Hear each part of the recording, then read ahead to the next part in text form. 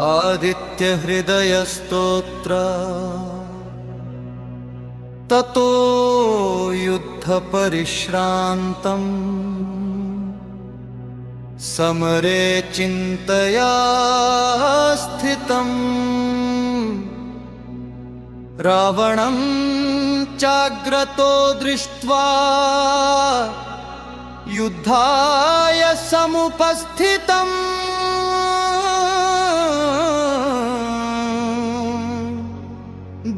दैवतैश्च समागम्य द्रष्टुमभ्यागतो रणम् उपगम्याब्रवीत्रामगस्तो भगवांस्तदा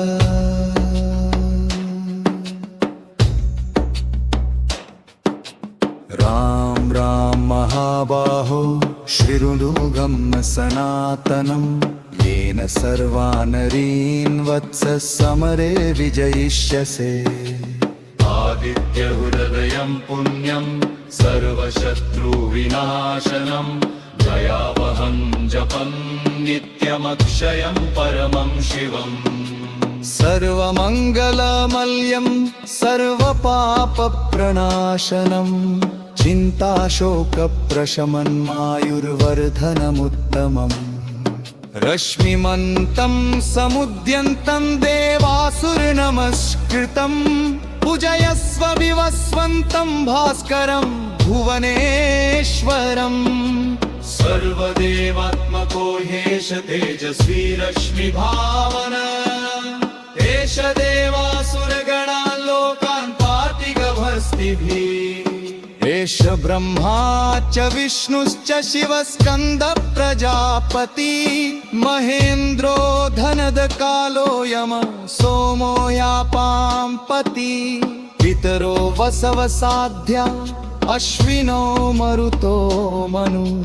वायुर्वहिन प्रजाराण ऋतुकर्तर प्रभाकर आदित्य सविता सूर्य खगपूषा गभस्तिमान् सुवर्ण सदृशो भानुर्हिरण्यरेता दिवाकर हरिदश्व सहस्रार्चि सप्त सप्तिर्मरीचिमान् तिमिरोन्मथन शम्भुस्पष्प मार्तण्डकोनाशुमान् हिरण्यगर्भ शिशिरस्तपनो हस्करो रवि अग्निगर्भोदिते पुत्रः शङ्खः शिशिरनाशन व्योमनाथस्तमो भेदिरिग्यजुसामपार्ग घनवृष्टिर्पां मित्रो विन्ध्यवीथि प्लवङ्गमः आतपी मण्डली मृत्युपिगल्ल सर्वतापना प्रदीर्घस्वो महातेजा रक्त सर्वभवोद्भव नक्षत्रग्रहताराणामधिपो विश्वभावन तेजसामपि तेजस्वी भादशत्पन्वास्तु ते नमः पूर्वाय गिर्ये पश्चिमायाद्रये नमः ज्योतिर्गणानां पतये दिनाधिपतये नमः जयाय जयभद्राय हरिश्वाय नमो नमः नमो नमः सहस्रांशो आदित्याय नमो नमः नमः उग्राय वीराय सारंगाय नमो नमः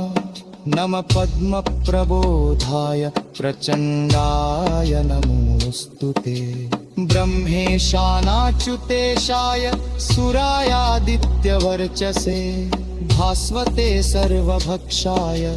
रौद्राय वपुषे नमः तमौघ्नाय हिमग्नाय शत्रुघ्नायामितात्मने एतत्त्रिगुणितं जप्त्वा युद्धेषु विजयिष्यसि अस्मिन् क्षणे महाबाहो रावणं प्रदहिष्यसि एवमुक्ता ततो गस्त्यो जगामस्य यथावदम् तच्छ्रुत्वा महातेजा नष्टशोको भवत्तदा धार्यामास सुप्रीतो राघवत्रयतात्मवान् आदित्यं प्रेरिक्ष जप्तेदं परं हर्षमवत्तवान् विराजप्यशोचिर्बुद्ध्वगमनादाय वीयवान् रमणं प्रेक्ष्यजिष्टात्ते जडार्थं समपादतम् सुरवयत्रेण महकावृतस्तस्य वधेर्भवत् अथ भैरवनन्दी वीक्षणां मगधमुना परमो भविष्यवानन्विषितरपरिसमं शरम् निरथा स्वर्गामथ जतो वचस्परेति